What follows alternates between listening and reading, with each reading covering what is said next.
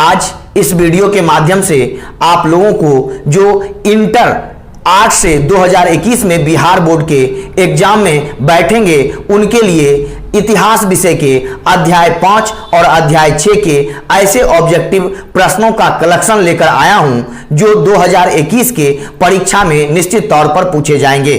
अध्याय 5 और अध्याय 6 का प्रश्न आपको इस वीडियो में मिलेगा, जिसे आप पूरी तरह अगर रट लेंगे तो निश्चित तौर पर ये दो अध्याय से कोई भी ऑब्जेक्टिव प्रश्न 2021 के परीक्षा में नहीं छूटेगा।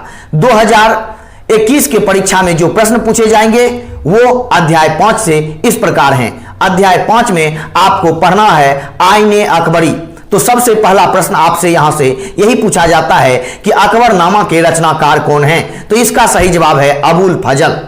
आईने अकबरी भी अकबरनामा का ही हिस्सा है, इसलिए यह भी प्रश्न अक्सर पूछा जाता है कि आईने अकबरी के लेखक कौन हैं? तो आईने अकबरी के लेखक भी अबुल फजल हैं, क्योंकि आईने अकबरी अकबरनामा का ही हिस्सा है। यह पुस्तक अलग नहीं है, आईने अकबरी का ही एक भाग है और आईने अकबरी अकबर कालीन पूरा का पूरा कृषि का इतिहास बताता है। इसीलिए आपसे आईने अकबरी के लेखक के नाम पूछे जाए तो आप बताइए अबुल फजल।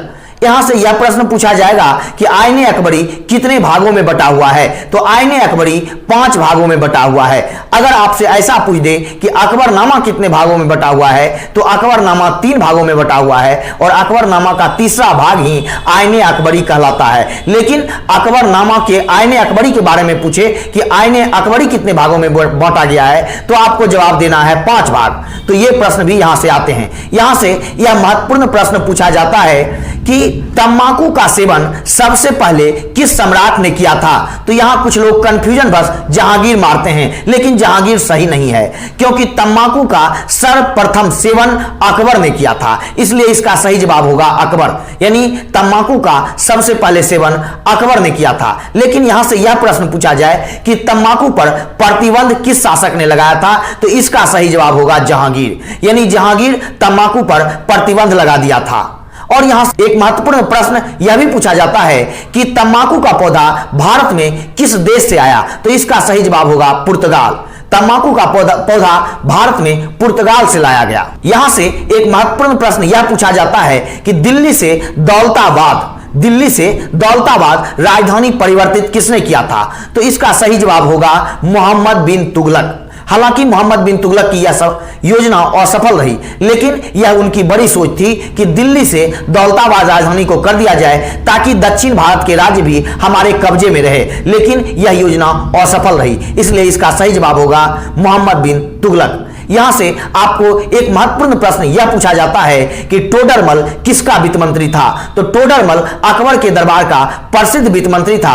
टोडरमल अकबर के दरबार के 9 रत्नों में भी शामिल थे। यहां से यह भी पूछा जाएगा कि टोडरमल को अकबर ने कब वित्त मंत्री के पद पर नियुक्त किया? तो आपको सही जवाब देना होगा 1582। हालांकि उस समय वित्त मंत्री को दीवाने अशरफ कहा जाता था।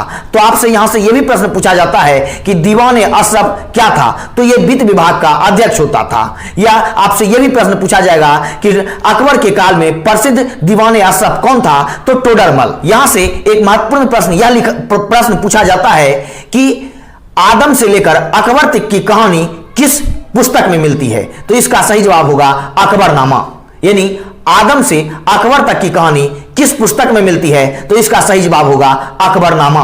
यहां से एक महत्वपूर्ण प्रश्न यह पूछा जाता है कि आईने अकबरी के अनुसार भूमि को कितने भागों में बांटा गया? तो इसका सही जवाब होगा 4। पोलज भूमि, परती भूमि, छज्जर भूमि और बंजर भूमि। इसमें आपको यहां से यह पूछा जाएगा कि आईने अकबरी के अनुसार सबसे उत्तम किस्म की भूमि को क्या कहा जाता था? तो इसका सही जवाब होगा पोलज भूमि। पोलज भूमि सबसे उत्तम किस्म की भूमि थी, जबकि बंजर भूमि सबसे खराब किस्म की भूमि थी। इसलिए पोलज भूमि से सबसे अधिक टैक्स लिया जाता था।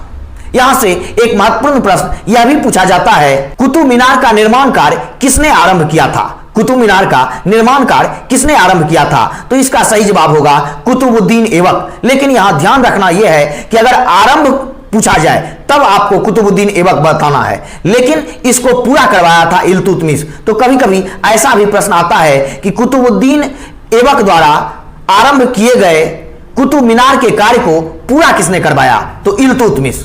इस बात को ध्यान में रखना है। यहां से एक महत्वपूर्ण प्रश्न यह भी पूछा जा सकता है कि महापंडित और त्रिपिटकाचार्य किसे कहा जाता था? तो इसका सही जवाब है राहुल संस्कृत्यायन।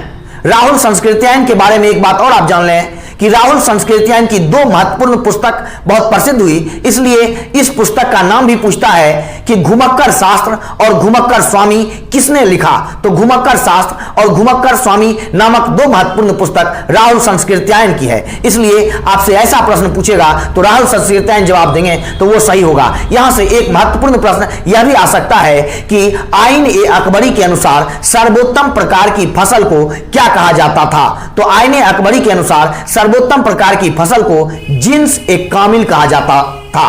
तो ये अध्याय 5 से महत्वपूर्ण प्रश्न आएंगे। अब हम आपको कुछ ऐसे प्रश्न अध्याय 6 से बताएंगे जो निश्चित तौर पर 2021 की परीक्षा में आएंगे। अध्याय 6 में आपको मुगल काल पढ़ना पड़ेगा, इसलिए इस अध्याय से बहुत ही अधिक प्रश्न पूछे जाते हैं, लेकिन जो महत्वपूर्ण प्रश्न 2021 में संभावित है उसमें सबसे महत्वपूर्ण प्रश्न यह है कि हुमायूंनामा किसने लिखा? तो हुमायूंनामा के लेखिका है गुलबदन बेगम। इसका सही जवाब आपको यह देना है। यहां से एक महत्वपूर्ण प्रश्न अक्सर पूछा जाता है कि ताजमहल का निर्माण किसने करवाया? तो इसका सही जवाब है शाहजहां। एक महत्वपूर्ण प्रश्न यहां से यह पूछा जाता है कि मुमताज महल किसकी पत्नी थी? तो इसका भी सही जवाब होगा शाहजहां। यहां से एक महत्वपूर्ण प्रश्न यह पूछा जाएगा किसके समय में चित्रकला चरमोत्कर्ष पर थी? तो इसका सही जवाब होगा जहांगीर। आपसे यहां से यह भी प्रश्न पूछा जा सकता है कि मुगल काल में स्थापत्य कला किसके समय में चरमोत्कर्ष पर थी? तो इसका सही जवाब होगा शाहजहां। यहां से एक महत्वपूर्ण प्रश्न यह पूछा जाता है कि फतेहपुर सीकरी को किसने राजधानी बनाया था? तो इसका सही जवाब होगा अकबर। यहां से एक महत्वपूर्ण प्रश्न यह पूछा जाता है कि दीन-ए-इलाही धर्म का संबंध किस राजा से है? तो इसका सही जवाब होगा अकबर। अकबर ने ही 1581 में एक नया धर्म दीन-ए-इलाही चलाया था। यहां से एक महत्वपूर्ण प्रश्न यह भी पूछा जाता है कि रज्मनामा के नाम से किसका फारसी में अनुवाद किया गया? तो इसका सही जवाब होगा महाभारत। यहां से एक महत्वपूर्ण प्रश्न यह भी पूछा जाता है कि यस्सा किसने लागू किया? तो इसका सही जवाब होगा चंगेज खां। यहां से एक महत्वपूर्ण प्रश्न अक्सर पूछा जाता है कि गुलबदन बेगम कौन थी? तो इसका सही जवाब होगा लेखिका। यहां से यह प्रश्न पूछा जा सकता है कि मुगल वंश की स्थापना किसने किया? तो इसका सही जवाब होगा बाबर। 1526 ईस्वी में मुगल वंश की स्थापना बाबर ने ही किया था।